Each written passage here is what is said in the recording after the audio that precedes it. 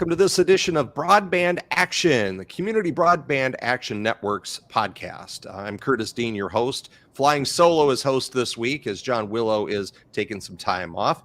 I am really excited to have a special guest on today, someone who I've known off and on over the years and who certainly has one of the most distinguished backgrounds in broadband in America. Heather Gold is here with us, and Heather is the Vice President of External Affairs for the Mears Group.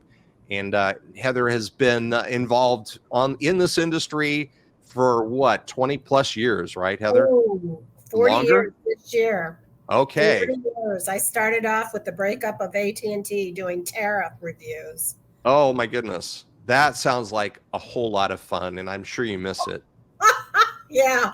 Oh my gosh. I was glad when I got plucked out of doing financial analysis and into lobbying. That's for sure. Well, that's one thing that in my career I avoided is I know very good people who are very good at the regulatory affairs stuff, and that's why I don't go there, because I just tell people, go talk to these people. It's not me. Right. Well, I've been around and involved with broadband since the late 1990s. You've been around involved with broadband for even longer than that. And today's episode is about the fiber evolution. I debated on whether to call it the fiber revolution or evolution, because in a way it's been both, right? Right. But really the changes that have taken place in fiber networks has been more of an evolution in that it has evolved technologically, financially, et cetera, over the years. So that's why I kind of settled on that. One of the areas that the evolution has consisted of, Heather, has been the economics of fiber networks. And I thought a great way to kind of start this discussion about that element of it is to kind of talk about a personal story and my personal story about how I got into telecom. I went to work for Spencer Municipal Utilities in Spencer, Iowa in 1998 when they were in the process of developing a plan to build a broadband network in Spencer, Iowa, population 11,000. At that time, we were the engineering team was putting together a plan for a hybrid fiber coax network, which was kind of the state of the art at the time.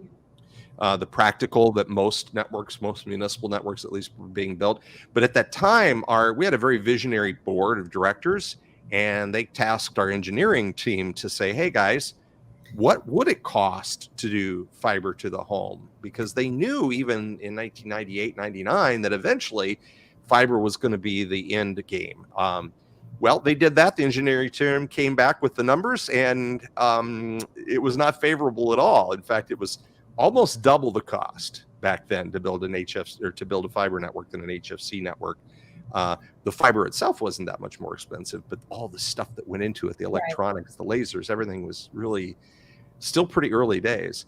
And just 7 years later, what was interesting, our system is little Spencer, Iowa. We're operating an HFC network, doing great. We had a large new housing development appear on the outside of town, and we had to extend our network.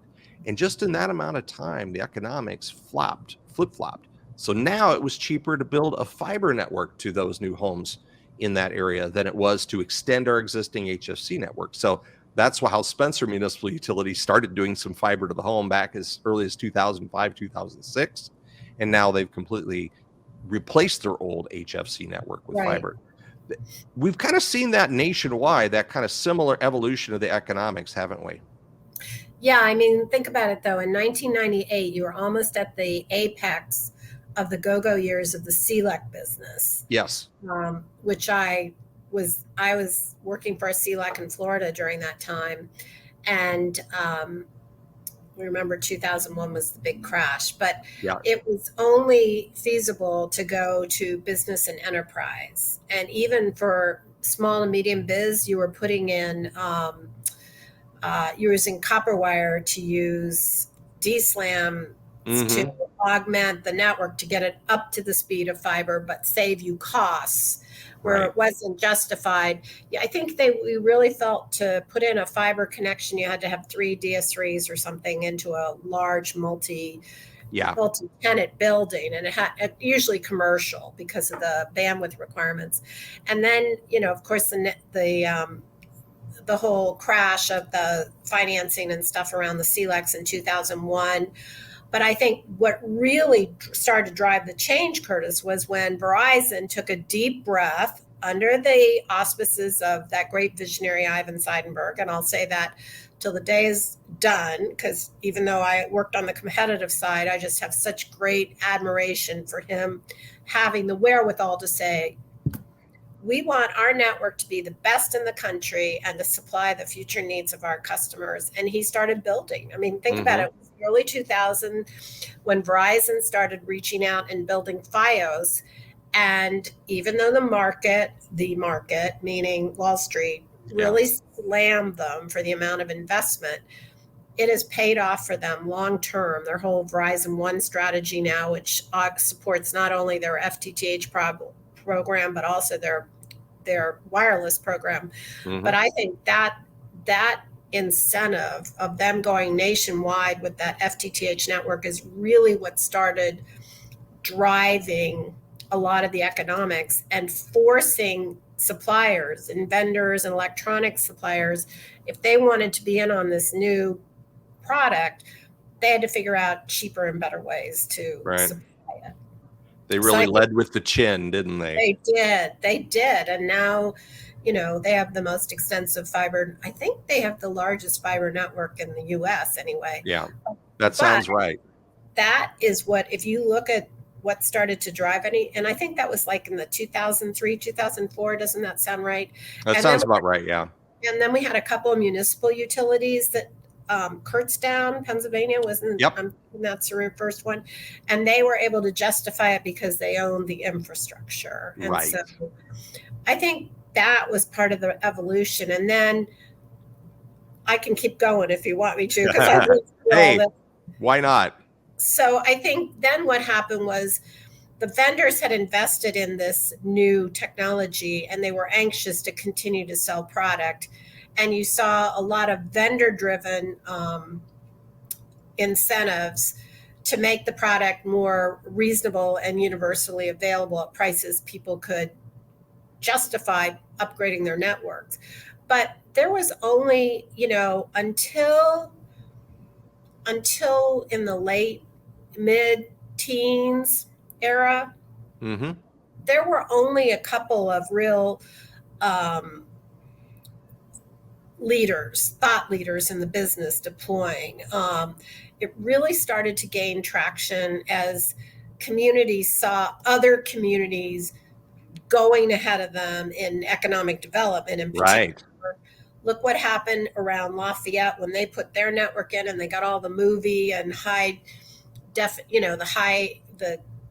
stuff that needs high bandwidth. And Chattanooga, which turned around from being the worst city in America to being now one of the hottest cities in America, because they invested in the fiber network. And I think those things started to drive demand, and we saw communities, and that was, it was a virtuous cycle. As more people wanted more fiber, the vendors were incented even further to find more reasonable, cost-effective options for deployment.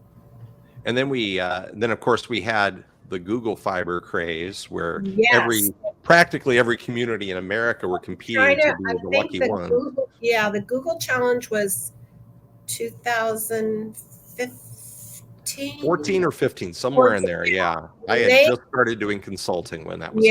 And when they said they were going to do, and they had 1,000 communities apply, all of a sudden this was real. And they did it because of their frustration with incumbent carriers not deploying, except for Verizon. And that they saw that there were smaller carriers deploying, but they weren't seeing widespread deployment. And of course, the other incentive for Google was they had product put over those high bandwidth lines, right? So it was not, nobody should think it was all altruistic. It was not an altruistic move. No. But it did achieve its objectives in that we saw, I think the interesting thing was we saw the rise of competition in first, second, and third tier cities. Interestingly enough, again, to give credit to Verizon, we didn't see a lot of pushback in communities where it deployed. I mean, Right. they already were happy. So that was that.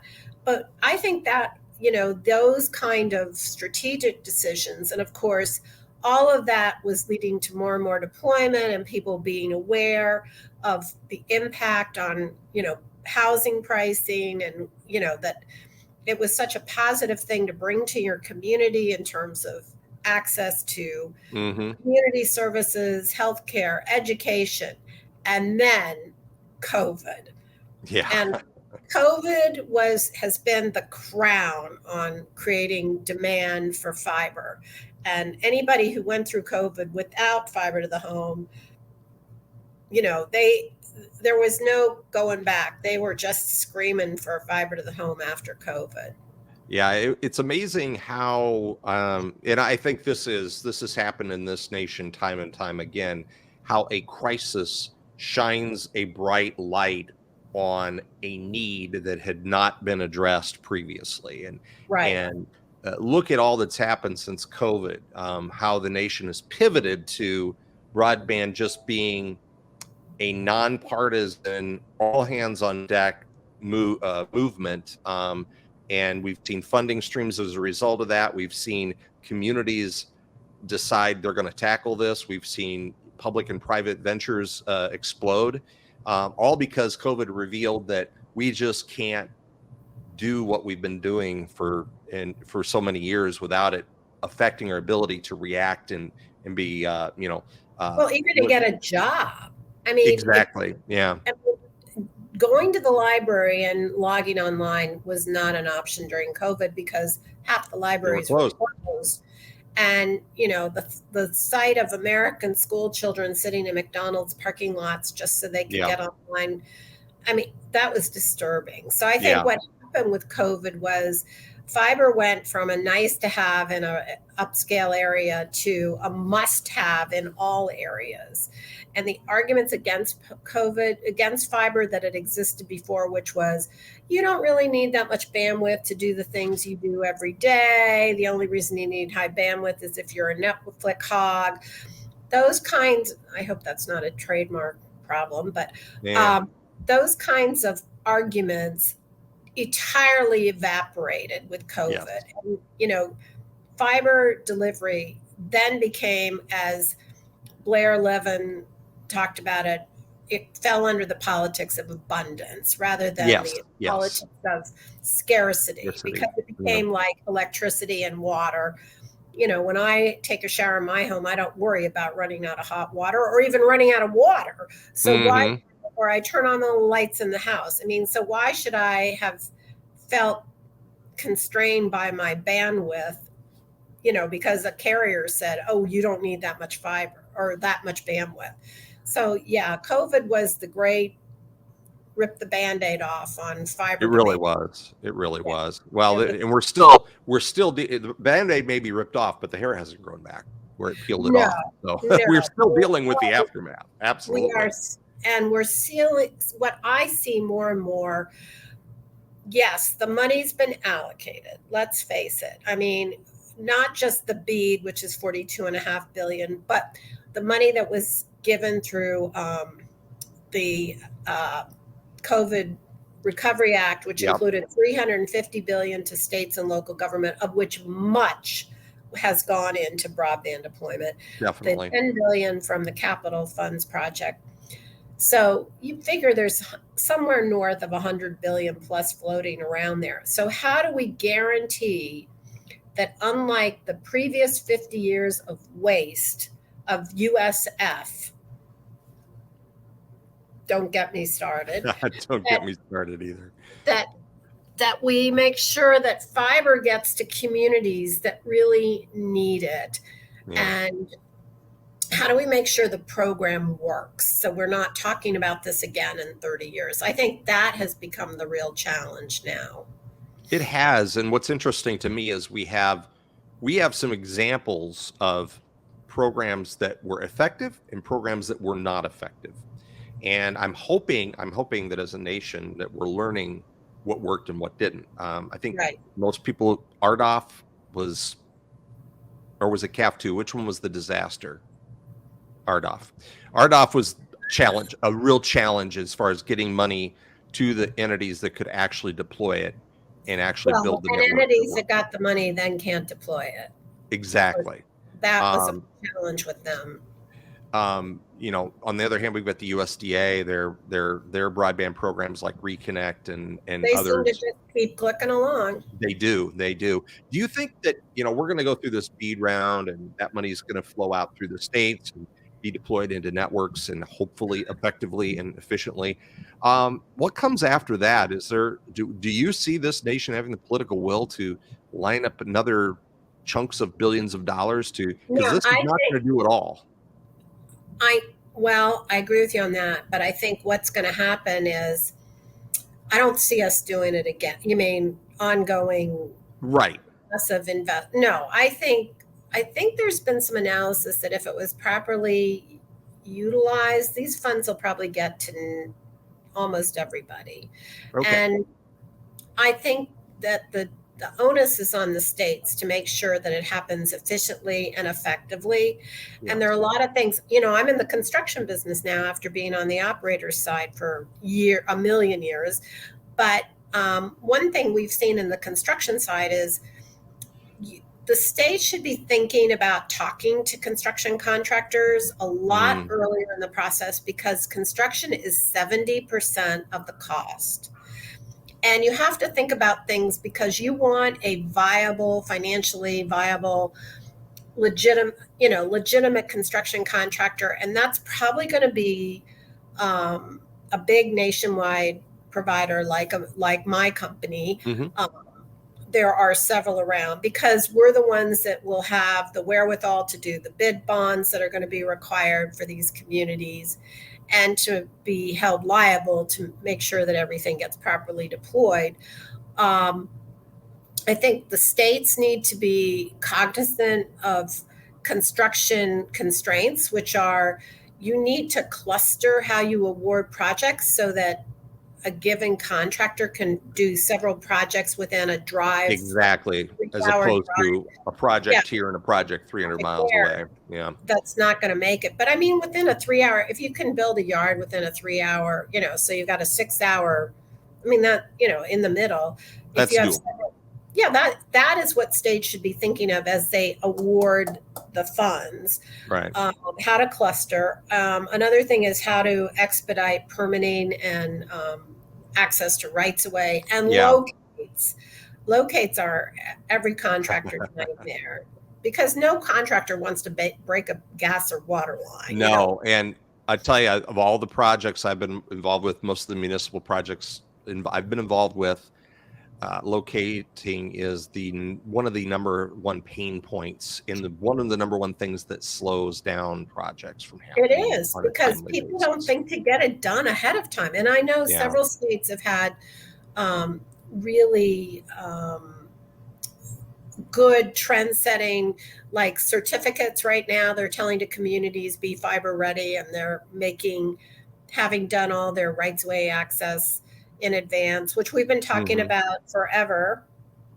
And then also the locate issue, because there is a nationwide organization that manages locates, but they can't cover everything.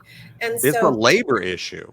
Yeah, communities have to take the onus on themselves to have their utilities get out and mark the locates, because you don't want to have an untoward situation. Nobody does.